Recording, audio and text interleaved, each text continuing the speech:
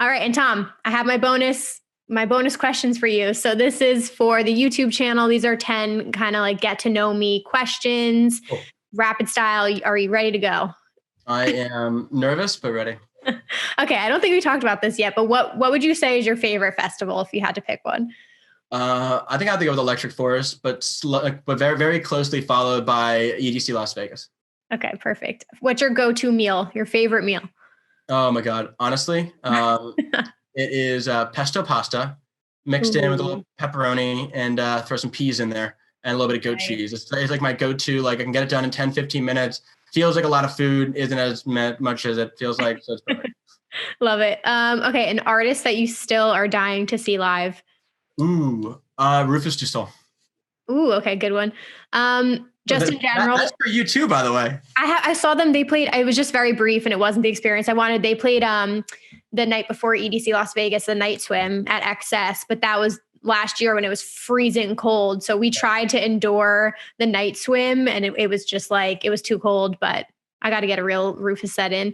Okay, this doesn't have to be festival related, but what's your favorite city you've ever traveled to? Ooh, house noises. Favorite city I've ever traveled to is a cross between either Amsterdam or Barcelona. I played tennis in Barcelona for a little under a year and had an amazing experience out there. I met some of my best friends and internationals all over the world, from Wow. Iran to Egypt to actually Holland. And then later on, it quickly became Amsterdam as a dance music capital of the world. I've been to weddings and again, I have family out there at this point. So again, like those two destinations had that unique intersection of arts and culture with that kind of like the emphasis on excellent dance. Perfect. I want to go to both of those places so badly. Okay, favorite holiday. Ooh, that's a good question. I'd say Christmas, just because it's like, we've gotten through the year and everybody's around and happy. And then again, it goes right into New Year's, and like Christmas is with family. New Year's is like a good party. Yeah, for sure. Okay, your favorite TV show right now? Ooh, The Boys on Amazon. It's about a bunch of superheroes who like misuse their power and end up doing like heinous crimes against humanity. But because they're superheroes, everybody idolizes them. Interesting. That or Ted Lasso on Apple TV, which is like a smooth talking Midwesterner who's teaching soccer at a football club in London, and it's a very like out of place experience, but he's so happy. Interesting. Okay, cool. This one would be interesting. Who is your dream mentor to have? That is a good question. I know, putting you on the spot. Do you have a mentor right now, would you say? I have a couple. I have mentors. There's a guy named Dhruva Rajendra who co-founded a company called Latch. David Aberton, who's a partner over at Bruin Sport Capital. I'd say those two guys are kind of the main ones. But if I could choose any, I'd probably choose Phil Knight from Nike, because his Shoe Dog story is truly one of just perseverance. I mean, the guy willed Nike to becoming a multi-billion success, and it was like just applied willpower over a hell of a long time with the vision that people really believed in. And he was 23, 24 when he was in the Onitsuka shoe factory asking, can I get my first purchase order, and literally made up a company name on the spot, looked across the room, saw a blue ribbon on the wall. When they said, hey, what's your business? We're like, oh, we're Blue Ribbon Sports. And so it's like, I just kind of appreciate that go-getter attitude. And again, he was 23, 24. And it like, wasn't that long ago when I was staring at a similar factory owner in the face. He's like, what's your business? I'm like, it's called Lunchbox. Yeah, that's amazing.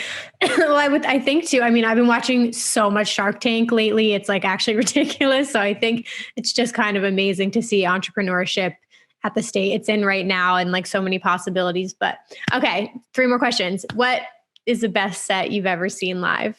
Do you have a memorable one? Good question. The hard questions. Because like there's so many categories of best sets. I know. Stumped you. No. Some of the best sets I've seen. One of my favorite was during my first EDC Las Vegas Sunrise. So it was like 5 a.m., 6 a.m. on Saturday morning. I was with Festa Heads, Dylan, and we watched Elefante crush. I think it was Circuit Grounds, like really, really early in the morning. Wow. That was spectacular. I think Alesso at Ultra in 2015 was like a very like, wow, this is incredible moment. Yeah. And then probably seeing, honestly, maybe seeing Claude Von Stroke at Imagine in 2019. Like for whatever reason, like everything was just perfect about that festival and perfect for that set. And it was like a whole Dirty Bird takeover, and it was just like, so good. Oh, so sorry. Good.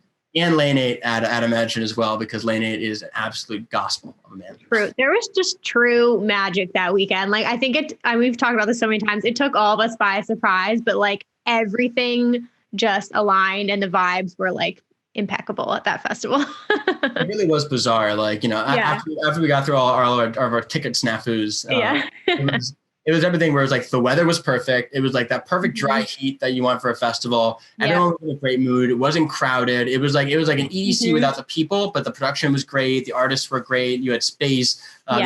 Great. There weren't any problems. It's just what an amazing event. It wasn't too big. Like, I know there was one stage I didn't even go to that was like more the base stage. But at first when you walked in, you were like, oh, okay, like obviously this is a smaller scale festival, but it ended up being perfect because it's like, I don't have to walk around that much. It's not that big.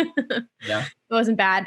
Okay. Do you have a favorite venue to go to for shows, or a dream venue? Let's say that. Those are two different things for me. So favorite venue for shows, I got to give a shout out to Avant Gardner in New York. I just love the King's Hall, and honestly, just like that whole experience of seeing a good warehouse show is awesome. Yeah. I also want to give a big shout out to Flash in DC. They don't always have like the biggest DJs, but they have this third floor rooftop, which is just to die for. And I know Meredith and our team is going to agree with me as well as Peyton.